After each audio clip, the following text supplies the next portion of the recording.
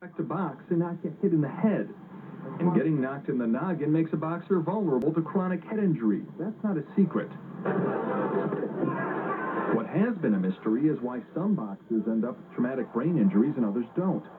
A study in the Journal of the American Medical Association may have solved the mystery. Researchers studied a group of 30 boxers and performed a genetic test called an ApoE genotype. And we found that boxers with a certain genotype are more predisposed to the effects of boxing on the brain. If the boxer carries a form of the apolipoprotein E gene, researchers believe it makes the athlete more vulnerable to chronic brain injuries. The gene has previously been associated with Alzheimer's disease.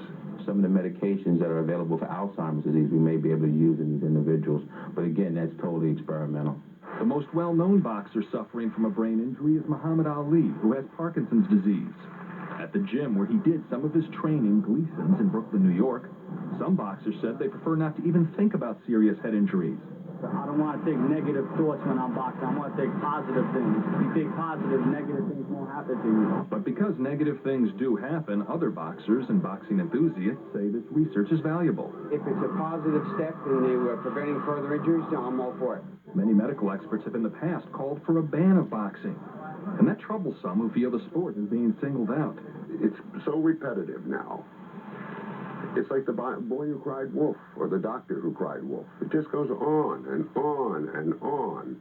Researchers say, however, this finding is not limited to boxing. Currently, we're in the process of looking at some football players in the NFL and also some soccer players in Holland.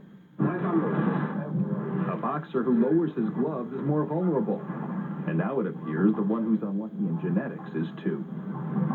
Tuchman, CNN, New York.